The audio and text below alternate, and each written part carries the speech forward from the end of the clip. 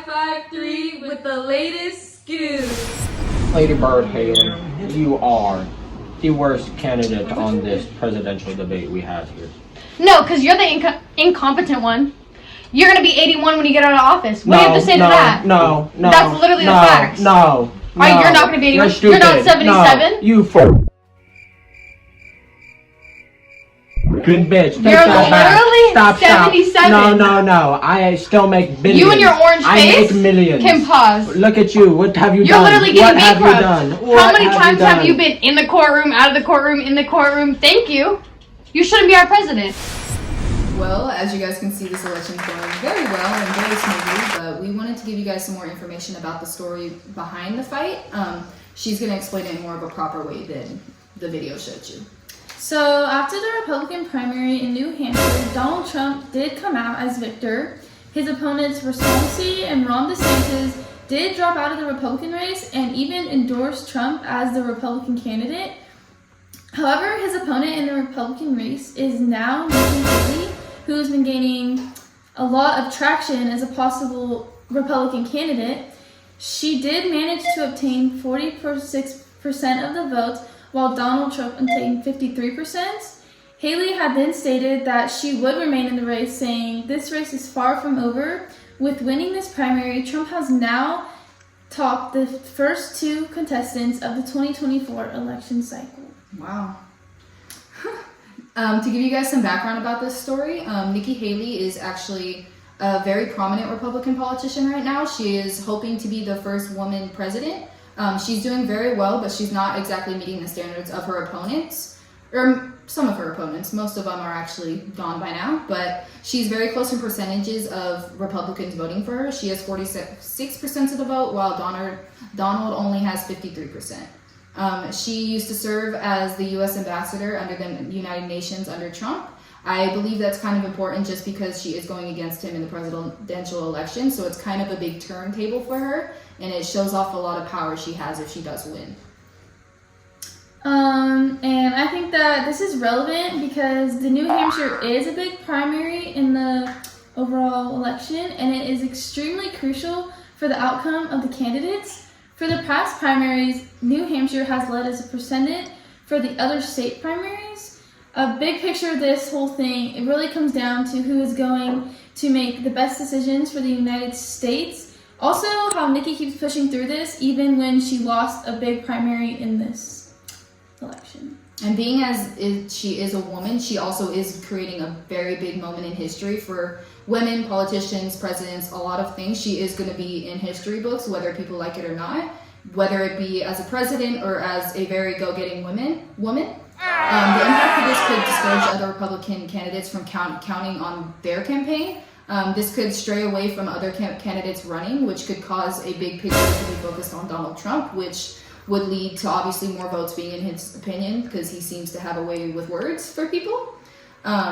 In my opinion, I find it extremely fascinating that people are actually giving this election the power that he wants it to. I think he expected people to have a lot of backlash and a lot of things to say about him running once again after he was impeached. I think that is just something that you can see from a blind eye that he is maybe a little bit manipulative, but I do think Nikki Haley is putting up a very strong fight against him, and I do think she has a chance as long as she starts playing his game. And I also think that it is still really cool that Nikki Haley is getting this far as a female in an election like this, and that she's not giving up and she's just pushing through it as like a female in this, and losing such a big thing. It did not discourage her, and she's keeping going. Now we're back with a more uplifting breaking news story, which is a story about a cancer survivor who gave birth to identical twins 2 years after having a double mastectomy and both of her ovaries removed. Now passing it to Jasmine to tell you a little more about this story. In 2020, Shelly Batista says she received news of being diagnosed with breast cancer, which led to a double mastectomy and removal of her ovaries. Some background information. Before she was diagnosed, she had given birth to her daughter.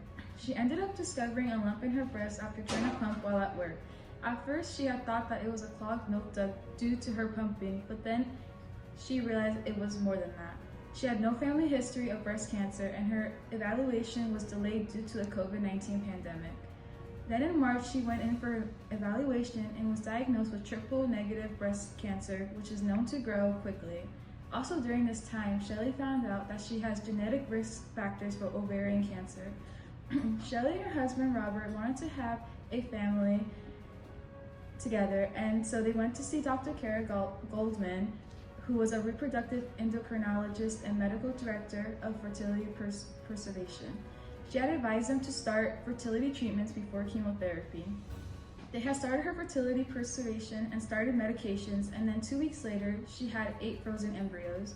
She did 12 rounds of chemotherapy and a double mastectomy, and since she had risk factors for other cancers, she had her ovaries and fallopian tubes removed. The first 2 embryos transfers were not successful, but the third one was successful. Shelly and Robert were both filled with joy and excited for this. They got even better news at their first ultrasound. They found out that they not only were going to have 1 baby, but 2. The 1 embryo was implanted, but then split into 2 identical twins, which is a 1% chance of happening. Her twins, which were named Nina and Margot, were born on December 9, 2022.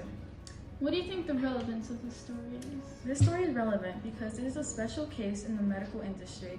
Women have constantly been taken advantage of in medical industry and still continue, just at a small rate. Another huge relevance this story holds is bringing awareness to breast cancer and breast cancer survivors. What's an impact this story has on you? The impact this article has is that they finally made a way to give birth to a child even though she had a reproductive issue. And the big picture? The big picture is that she is living proof that miracles can happen and the impossible is always possible. And what is your opinion about this lady who ended up having 2 identical twins with 1 embryo? My opinion is that this article is important, and it's also good to always learn about these rare cases as we don't see these often. Okay, she's like, I don't want to go to jail. You know what happens to a handsome guy like me in jail? It rhymes with grape. It rhymes with grape. She's got PTSD or whatever, post-traumatic Down syndrome. No, it's not. Love you. Bye. Love ya. A lot of people work really, really hard for their dreams, but it's not meant for everybody. That's why you use auto-tune and I don't. So now we wanted to move on to a story that's a little less widespread. Located at New Jersey Central School during February of last year, a student by the name of Adriana Klitsch committed suicide after being continuously bullied by many of her peers. Last Thursday was the anniversary of her passing, which is why it's being brought to light once again. They do things like putting out bows with her favorite color, celebrating her birthday and her death date every year, along with the school giving her a memorial for her death date. A little story summary for all of you is Adriana Klitsch, youngest of 5, was a 14-year-old girl that attended Regional High School in Berkeley Township, New Jersey. Adriana was continuously bullied and harassed at school for a long period of time by the same group of people that ended up doing a severely hurtful thing to her later on. People were ignorant to concern themselves with worrying about possible signs of her torture, which eventually led to her getting no help. This escalated the situation to a situation that happened on Monday, 2023. She had been jumped by a big group of people while walking with her boyfriend down the street. The whole situation was recorded by multiple students and posted on various social media sites. The day after these videos were uploaded, Adriana ended up committed suicide in her bedroom while her parents were downstairs. The relevance to this story is it's detrimental that we get her family story out there due to not just for her sake, but for the sake of any other young adults going through a similar situation. Her story is one that could have been avoided, and it should have been avoided had people actually taken action for her situation. If she had had help and support from the people that she knew, her peers, her boyfriend even, he didn't seem to do much in that situation. The impact of this story really, I think, hits people that are going through the same situation and inner turmoil as her. A lot of kids in high school nowadays go through depression and have to handle mental illnesses. In my opinion, I think schools are basically just breeding grounds for mental illness. I don't think schools really put in the effort to actually make it something that's just not as common.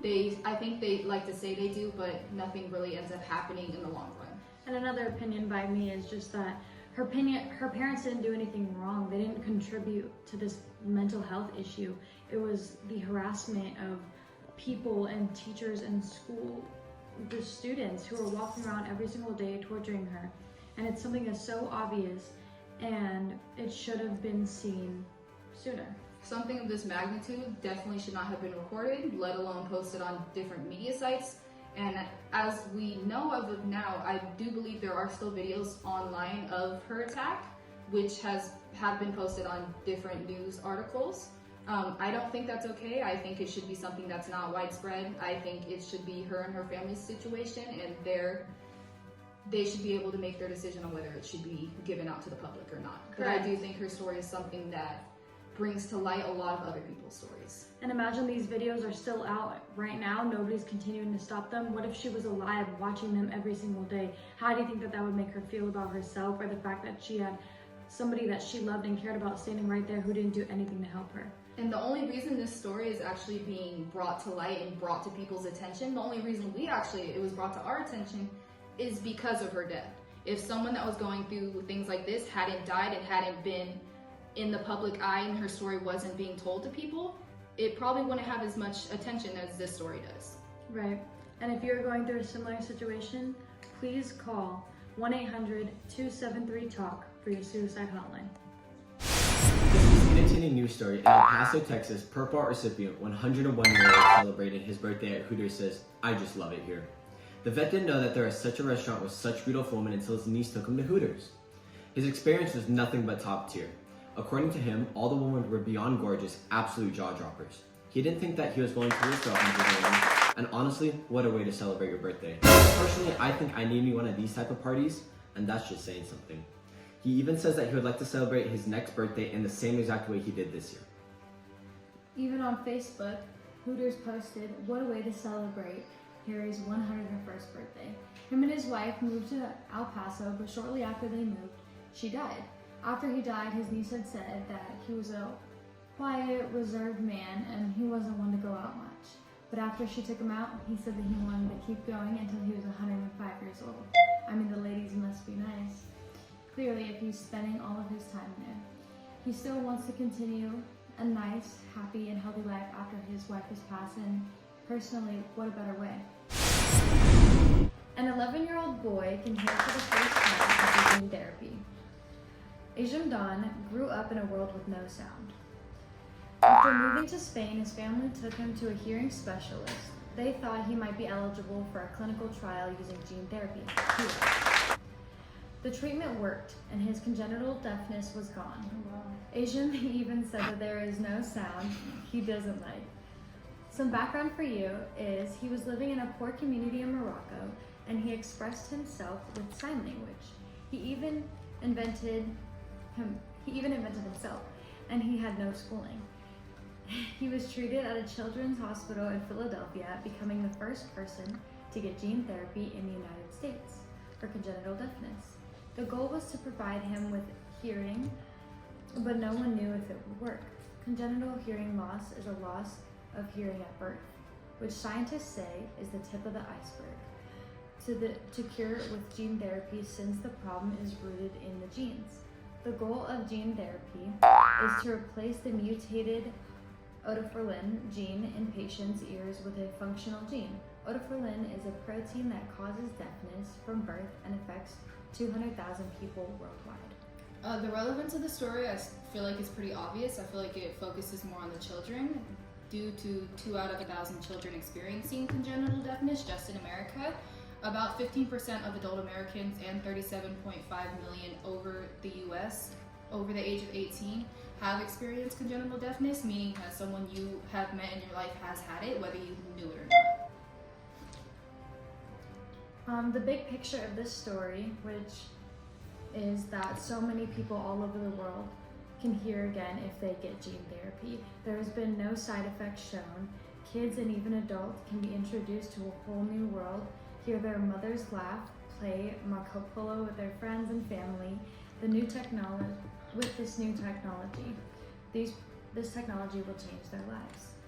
Our opinion is that I feel like they're pretty similar, to be honest. I don't think we're going to stray away from each other. No, yeah, but for sure that this is something that I think everybody should invest in and look into. I mean, no matter costs and funds, like, this is something that can really change people's lives and make them completely better. I don't see a side effect. I've looked extensively into it, and all these kids that have gone to the trial, which there's been about 4 of them now, they have been a lot better with it. I think congenital deafness isn't something that's talked about. Most people talk about people that are hard of hearing or people that develop a deafness disease. This is something that's a little less not talked about. I feel like it should be talked about just because gene therapy. Yes. It should just be implemented more, not even just for deaf people, for people that are going through issues that are similar where it could help. When helping congenital deafness, I feel like if you implement something like this, it'd be a lot easier to find a cure or find a vaccine or something that could help their issue. And if you can't, we always have money and loans and things from hospitals that can help you pay for it. Right, and they said that this is just the tip of the iceberg, which means that this is going to help cure so much more than just congenital deafness. So me and Ariana are just here to explain the Texas border immigrant crisis going on right now. Over in Texas, there's a border that has been accessible through the U.S. and through other countries for people to pass over into the U.S. It was meant for people to do it legally. They were meant to get all the documents they needed, all the things that they needed to show that they were legal to enter the country, just background checks, things like that, so they don't harm the people that they are coming into their country. Right now, there are 50,000 immigrants that entered in just the past week. Dozens of them are staying at the Logan Airport right now, including children, just from the immigrants that entered since November. Yes, and this influx is causing basically a standoff between federal and state government. They are deciding and arguing over how to resolve this situation, and this has led to communities feeling unsafe and extra lots of law enforcement up on the border. The background of the story is basically just going to be talking about how the immigrants were able to do this and what the big problem is that this story had to come to light. A lot of people just have a problem with illegal people coming in without the documentation to show that they are good people, safe people, people that aren't doing things that are illegal in the country they are entering. The border is just a way to keep it safe and keep people that just aren't supposed to be there out. Opening the border like that to that many people without legal documentation can just cause a lot of havoc and a lot of chaos inside the country they're entering, just because they're not familiar with the area, they're not familiar with the jobs or the houses that they have to get to. US is a lot different than any other country. It's very open, it's very accepting, and it does have a lot of problems with it, yet the people coming in don't really see that. They're kind of just going in with a blind eye, so I think we should create a better way of handling the situation. And there definitely is the people that are coming into America for an better opportunity. But then you also do have the risk of terrorists. The federal government is allowing people to come in without IDs, and it actually is encouraging it. So at this point, we have anyone that is coming into the U.S. border, and I think it's really unsafe that they actually know that the border is open and they can just come into. This story is just very relevant to the Americans living there and very relevant to the immigrants that want to come into the U.S. It's kind of just a way to show them the process of the right way of doing it rather than the wrong way of entering our country legally. When talking about the big picture of it, the big picture is basically just making sure no more harm is coming to the U.S. Like she said, she mentioned terrorists and things like that. A bunch of things have happened to the U.S. in the past, hence 9/11 and things like that, due to not having enough security with people passing over into our country. So obviously this is a story that needs to be talked about, and we need to create a solution for it. I'm gonna let her explain her opinion, and then we can go back and forth. The way I see it is, I think people coming into the border like this, it honestly takes away from the people who have done it the right way, and it is taking away American people's opportunities like work. And I think that the way that such large numbers are coming in, and you don't even know who it is at this point, it is causing a safety threat. So I think Biden needs to take control and protect the Texas citizens and close the border. And our opinion basically isn't just saying that all immigrants need to be kept out and only the legal people need to stay in. That's not what we're saying. We're just saying that there is a risk for letting that many amount of immigrants come in without legal documentation showing that they are allowed to and that they're safe to. Hi guys, this is our original journalism on tardy sweeps, and the reason why we want to do this is because it affects so many people in our class and people that we know, and personally it affects Nani. It affects me too, if you guys were wondering. I mean, I'm always late, but I just get away from it, to be honest. Me too. And with our first question, what is a tardy sweep? Are they effective? Why do we do them? And are tardy sweeps justified for every student? Should they be exceptions? And do they make a difference? Okay, so the first question is, what is a tardy sweep? So tardy sweep is an effort to get kids in class, and what we traditionally do is administrators and campus supervisors go around and just make sure that students who are out, not in classes yet, come up to the front so that we can check them in, talk to them about the importance of being on time, and they're issued a detention for being out of class. We also do an announcement and have teachers lock their doors so that kids who aren't on time are given the opportunity to have a conversation with us and get a consequence. Okay. Are tardy sweeps effective? So, yes. In short, yes. And that's based mostly on anecdotal data, though. So teachers letting us know that they feel like kids are being in class more.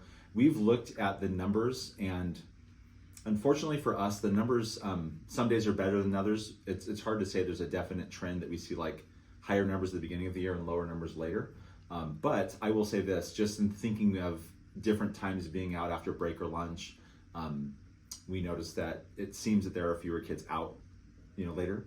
And it just so happens that a lot of the kids that we find are kids that are regularly tardy. So I think for most students, it's effective. I think there are some kids that just don't value being to class on time, and it's harder with those students. Okay. Why do they do tardy sweeps? The overall goal is just to get students in class on time. We want kids in class on time. Obviously, we want them to be learning, but it's also a supervision issue because most administrators are up in the office and we have, limited campus supervisors. When students are out of class without supervision, we find that things happen. It could be a fight, it could be students using drugs or something inappropriate like that. So we just want kids to be in class where they're supposed to be, and tardy sweeps help us reinforce the importance of being to class on time. Okay. Do you think the punishment is justified for every student? I would say every student where we know that there wasn't some kind of circumstance that should be considered. So occasionally we'll have students who are out of class. Maybe they were leaving late from working with a teacher, or I don't know, they had permission but they just didn't have a pass. In those situations, we do work with the teacher, and if the teacher gives us kind of the green light, then we do remove the consequence. For other students, I know that there are students who typically don't get in trouble, they get caught up in tardy sweeps. We try to make it a consequence, but not like a big consequence. So a student who gets a tardy sweep gets a lunch detention. They still get lunch, and for one lunch of their life, hopefully, they spend about 20 minutes sitting with a teacher and having that much of a consequence. We try not to do things after school because we know a lot of kids do things after school. They have events or activities, or sometimes transportation is difficult if they take the bus. And Saturday schools, we want to save those for things that are a little more serious. So tardy sweep is like just the lowest level that we can give, where we feel like there's a little bit of a consequence, but not so much that it's detrimental. It also doesn't go on a student's record. So if you get the tardy sweep, you get the detention, you go to the tardy sweep, nothing goes in your record. If you don't go to detention, then that gets in your record because we have to call you up again and assign a different kind of detention. So we feel like it really doesn't we try not to make a big deal of it for the students who actually serve the consequence. Okay. Should there be exceptions? 100%. So there are always situations where a student had a valid reason to be out of class. One of the things we struggle with actually is first period, because we know that there are a lot of issues with traffic. Not to say that everybody who comes late, that's the reason for it. Sometimes people come late because they're late. But yeah, we try to be understanding of students who come first period because they're late. Obviously we have a bus issue still with late buses coming all the time. And like I said, there are situations where a student just left another teacher's class late, they didn't have a pass but they had permission. So there are always going to be reasons, and we do try to be supportive in those situations when the student lets us know. Okay, and the final question is, do you think tardy sweeps make a difference? I think they do. I think that most teachers have felt that way. To be fair, I haven't really asked that many students. So, do you think tardy sweeps make a difference? I think they do make a difference. Okay. And that's something that I'll think about when I meet with ASB or other student groups, maybe plus even just asking what's the student perspective of those? Yeah, good question. Thank you. What is a tardy sweep? That's when the bell rings and we lock the doors and people are tardy and they have to go to get a detention slip. Okay, are tardy sweeps effective? No. Same kids get tardy get caught up in the tardy sweep every day. Okay. And do you think the punishment is justified for every student? The punishment should be worse. It should be worse. They should be sent home. Thank you. Oh yeah. Okay, okay. Do you think that the tardy sweeps work? No, Why do you think that? because it's a waste of time. Do you think that the punishments are effective? No, I don't even know. I don't. What's the extent of a punishment you've gotten? Yeah. Just the lunch detention. Yeah. That's it? Do you think they're worth it? No, I don't go. Oh, okay. So- Thank you so much. So, what is a tardy sweep? A tardy sweep is a scheduled time in which we hold kids accountable for not being in class at that moment. We typically try to do one per day. What we do is we make an announcement, all the teachers shut their doors, and then we usher all the kids up to the theater. And then in the theater, they get their names written down, a detention given out, and then they serve that detention. Okay. Are tardy sweeps effective? I do think they are. I think that at the beginning of the year, we had, I want to say we had close to about 100 people the first few tardy sweeps. And then now we get it down to about 15 to 20. Okay, that's good. Why do they do tardy sweeps? To hold kids accountable. If we didn't do tardy sweeps, kids would just walk around and kind of go wherever they want all the time.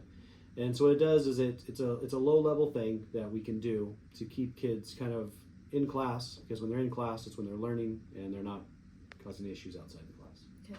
Do you think the punishment is justified for every student?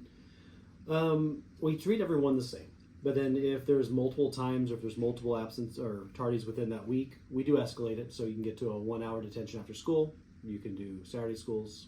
There's escalated consequences for the people who do it all the time. Sometimes lunch detention isn't enough if they do it all the time. Should there be exceptions?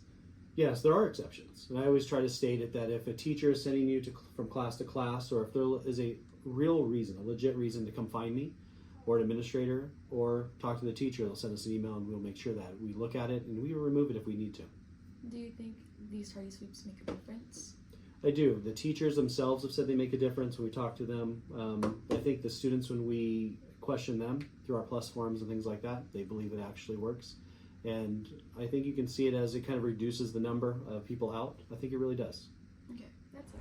At the end of the day, we shouldn't be having these conversations. We shouldn't be needing tardy sweeps. Everybody needs to be where they're supposed to be. So after all of those videos of the interviews, we would now like to share our opinion on them. I'll go first. All the people were on different same pages. Like you have the front desk office, they thought it was amazing, so effective.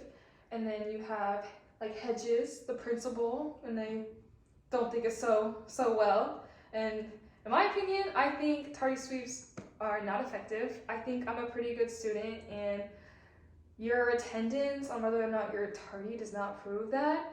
I think they should not be in the school anymore, and I think it's a waste of time. I think she's right in the sense of the office staff did contradict themselves. I mean, Hayden was like, it went from 100 students to like 15 students, where Hill, the principal, who literally came up with it, right, who was like, yeah, whatever. And it's the fact that the repeat offenders, they still are tardy, so now you're just punishing the people that are running late one day, having a bad day, tripped, fell, has to tie their shoe, and it takes 2 minutes.